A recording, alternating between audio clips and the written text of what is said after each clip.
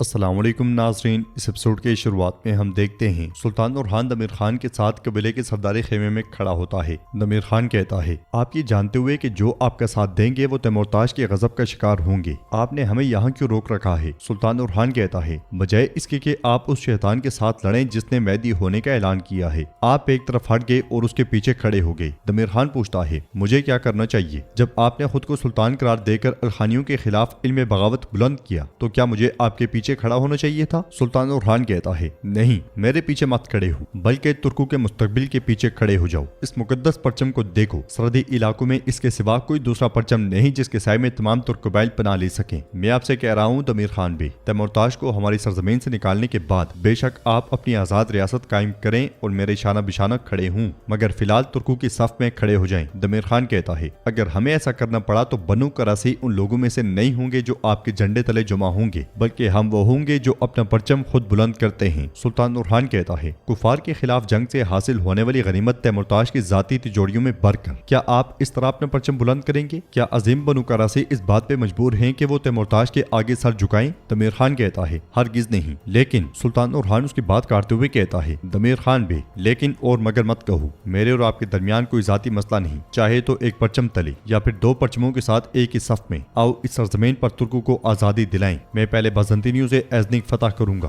फिर मैं तैमूरताश और अलखानी रियासत को इन सरहदी इलाकों से मार भगाऊंगा। जाइए और अपने वालिद सरदार कराची से मशवरा कीजिए, मैं दोनों जंगों से हासिल होने वाली गनीमत में आपको शरीक करने के लिए तैयार हूँ। दमीर खान कहता है, उरहान भी, ये वो जंग है जिसमें एक तुर्क के पास मौत या आजादी के सिवा कोई तीसरा रास्ता नहीं। सुल्तान उरहान कहता है, और तारीख सिर्फ उन बहादुरों को याद रखेगी जिन्होंने ऐसा करने की जुर्रत की, वरना आप जो चाहे कीजिए। उधर एक खातून शहजादी अस्पोचा के जख्मों का इलाज कर रही होती है, मगर इलाज के दौरान ही नीलुफर अंदर दाखिल होती है और खवातीन को बाहर भेज देती है। यह मंजर देख के शहजादी को बहुत गुस्सा आता है। नीलुफर खंजर निकालते हुए आगे बढ़ती है तो शहजादी खड़े होकर पूछती है, तुम क्या कर रही हो नीलुफर? नीलुफर कहती है, जो करना जरूरी है। ये सुनते साथ ही अस्पोचा आगे बढ़ती है तो नीलुफर उसे धक्का देके गिरा देती है। अस्पोचा फिर से उठती है और जाने लगती है तो नीलुफर उसका बाजू पकड़ लेती है। अस्पोचा गुस्से से कहती है, मेरा बाजू छोड़ो। नीलुफर कहती है, अगर तुम्हारे जख्म को दाग कर पट्टी ना की गई तो जहर फैल जाएगा और फिलहाल हमें तुम्हारी इस हकीर जान की जरूरत है। अस्पोचा कहती है, मुझे तुम पे भरोसा नहीं है। नीलुफर कहती है, यकीन रखो, तुम मुझ पे इतना भरोसा तो कर ही सकती हो जितना सुल्तान उरहान पे करती हो। खंजर गर्म करते हुए नीलुफर उसके हाथ में सुल्तान उरहान का रुमाल देखती है और आगे बढ़ते साथ ही उससे रुमाल खींच लेती है। अस्पोचा कहती है, तुम ठीक कह रही हो, लेकिन उरहान बे ने मेरा भरोसा जीतने के लिए बहुत जिद्दोजहद की है। नीलुफर कहती है, चाहे तुम एक काफिर ही क्यों ना हो, तुम हमारे काम आओगी अस्पोचा।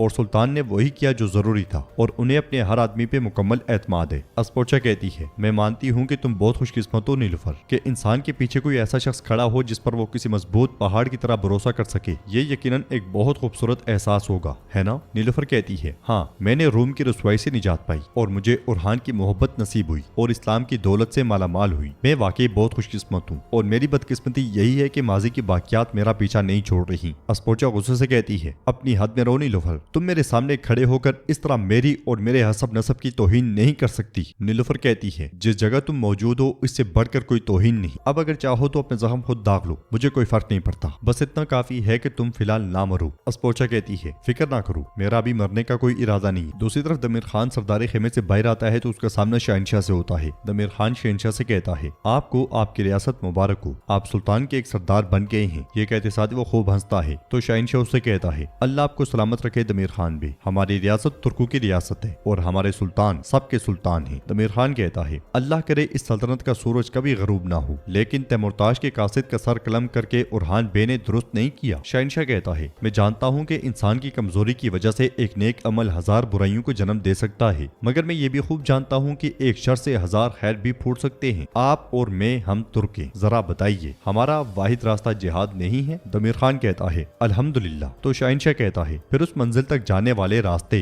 एक न एक दिन जरूर मिल जाएंगे, मेरी ये बात याद रखिएगा। दमीर खान कहता है, इंशाल्लाह, फिर मिलेंगे। ये कहते साथ ही दमीर खान चला जाता है। दरसुन मुसलसल उसे देख रहा होता है और दमीर खान दरसुन से मिले बगैर कबीले से रवाना हो जाता है। उधर तैमूरताश के सामने उसके एलची का सर रख दिया जाता है, जिसे देखते साथ ही तैमूरताश गुस्से से लाल हो जाता है। वो खंजर उठाते हुए कहता है, तो तुमने खुद को सुल्तान करार देकर जंग का इंतखाब किया है उरहान बे, तुम और वो सरदार जो तुम्हारी पीठ में छुरा घोंपने के लिए मौके की तलाश में है। मैं तुम सबको जिंदा दफन कर दूंगा, कोई मेरे अहकामात की नाफरमानी करके खुद को मुझ पे सुल्तान नहीं बना सकता। ये कहते साथ ही वो नक्शे पे मौजूद काई कबीले का निशान निशान मिटा देता है। इसलिए में एक सिपाही आकर कहता है, मेहदी तैमूरताश, दमीर खान का खत आया है। खत पढ़ने के बाद तैमूरताश को बहुत गुस्सा आता है। वो चिल्लाते हुए कहता है, गुस्ताख गुस्ताख, यानी तुम्हारे लिए सिर्फ सुल्तान बनना काफी नहीं था, बल्कि अब तुम एजनिक भी लेना चाहते हो, है ना? इसका मतलब है कि तुम्हें मेरा कोई खौफ नहीं उरहान, तो तुम मुझसे नहीं डरते। उधर बुरसा ने बर्फ की चादर ओढ़ ली होती है। सुल्तान उरहान पूरे जलाल के साथ बुरसा की गलियों से आगे बढ़ रहा होता है। लोग पुरजोश अंदाज में उसका इस्तकबाल करते हैं और फूल निछावर करते हैं। साथ ही में सुल्तान उरहान जिंदाबाद, सुल्तान उरहान जिंदाबाद के नारे बुलंद करते हैं। सुल्तान उरहान भी सीने पे हाथ रख के उनका शुक्रिया अदा करता है। फूल मुसलसल उस पे निछावर किए जा रहे होते हैं। दमीर खान एक घर की खिड़की से उसे देखते हुए कहता है, गोम लीजिए उरहान बे, खूब गोम लीजिए। उसका सिपाही उससे कहता है, बला एक तूफान बन गई है और हमारी तरफ बढ़ रही है। दमीर खान कहता है, वो तूफान जो टकराए ना, हमारे किसी काम का नहीं। पहले तूफान आएगा, फिर सुकून छाएगा, और इस सुकून के बाद हवाएं चलेंगी, और जिस तरफ हवा चलेगी हम अपने बादबान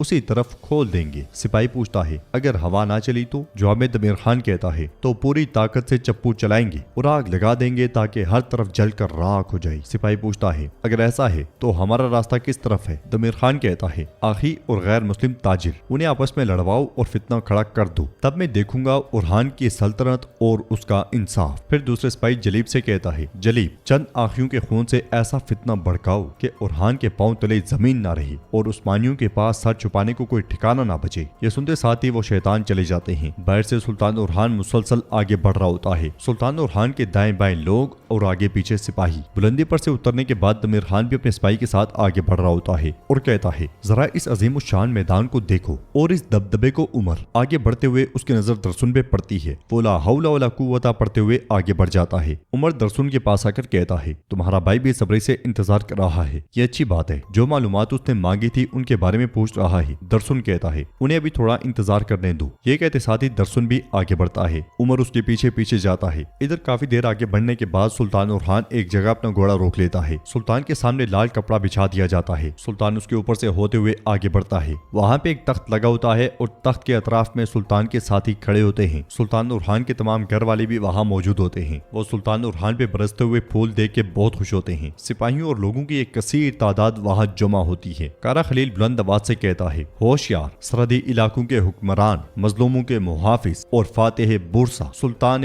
आलम गाजी सुल्तान उरहान तशरीफ ला रहे हैं। फ्लावियोस और अस्पोचा भी वहाँ मौजूद होते हैं। डोलों की थाप पे रक्स शुरू हो जाता है और एक बेहतरीन इस्तकबाल के बाद सुल्तान उरहान घोड़े से उतरने के बाद आगे बढ़ता है और तख्त पे जाकर बैठ जाता है। कुछ देर के बाद डोल रोक दिए जाते हैं और ममालिक के सुल्तान मलिक मोहम्मद के एलची को बुलाया जाता है। वो तोहफे ताहिफ के साथ आगे बढ़ता है और कहता है, सुल्तान मिस्र मलिक मोहम्मद का पैगाम। ये कहते साथ ही वो फरमान खोल के पढ़ने लग जाता है। सुल्तान उरहान, जिन्होंने कुफार को शिकस्त दी, किले फतह किए और बुरसा को अपनी अमलदारी में लिया और शहर की फसीलों पर इस्लाम का परचम लहराया, इस खूबसूरत खबर से मुझे दिली मुसरत हुई। अल्लाह ताला कुफार के मुकाबले में आपकी ढाल को मजबूत करे, आपकी तलवार को काटदार, आपके तीर को हदफ पर लगने वाला और आपके घोड़े को तेज रफ्तार बनाए। ये कहते साथ ही एलची आगे बढ़ता है और सुल्तान का चोगा चूमता है। फिर करा खलील बावाज़े बुलंद कहता है, चारों मजाहिब के काजी। तो पहला काजी आगे बढ़ता है और पढ़ते हुए कहता है, ये चारों मजाहिब के काजियों का फतवा है, अल्लाह आपको बादशाहत, अजीम लश्करों और शान शौकत से नवाजे। ये शान और ये ताकत इलाही कलिमतुल्लाह की सरबुलंदी के लिए हो और आप हमेशा हालत जिहाद में रहें। ये मनाजिर देखते हुए फ्लावियोस अस्पोचा से कहता है, आलिम इस्लाम के अकाबरीन ने उस्मान की सल्तनत को तस्लीम कर लिया है। अस्पोचा कहती है, अब्बासी खलीफा के सफीर उरहान की ताकत रोज बरोज बढ़ती जा रही है फ्लावियोस। अगर इसने तैमूरताश को भी शिकस्त दे दी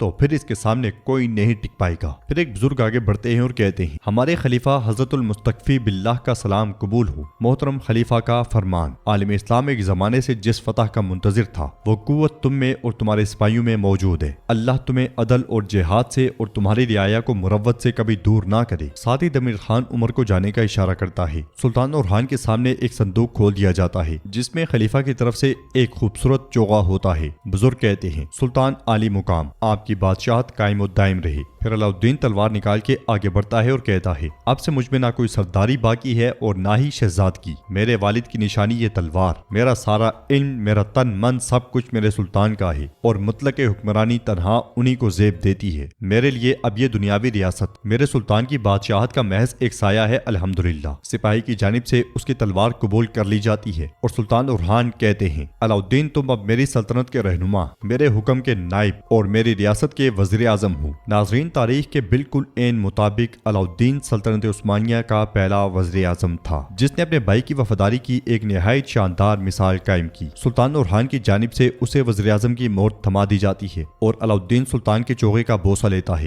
यह मंजर देखते हुए सुल्तान के घर वाले भी बहुत खुश होते हैं और सुल्तान कहते हैं, शहर बुरसा अब से मेरी रियासत का दारुल हुकूमत है और बुरान बे इस शहर के हाकिम मुकर्रर किए जाते हैं। बुरान को फरमान दे दिया जाता है। बुरान सुल्तान का शुक्रिया अदा करता है। शाहीन शाह इस मंजर से कुछ खुश दिखाई नहीं देता और बुरान सुल्तान के चोगे का बोसा लेता है। अपने साथी की कामयाबी पे जेर कुतैब बहुत खुश दिखाई देता है और नाज़रीन, एपिसोड भी इख्तिताम पजीर होती है। वीडियो पसंद आए तो लाइक कर दें, शेयर कर दें, सब्सक्राइब नहीं किया हुआ तो सब्सक्राइब करने के साथ साथ घंटी वाले आइकन को दबाना मत भूलें।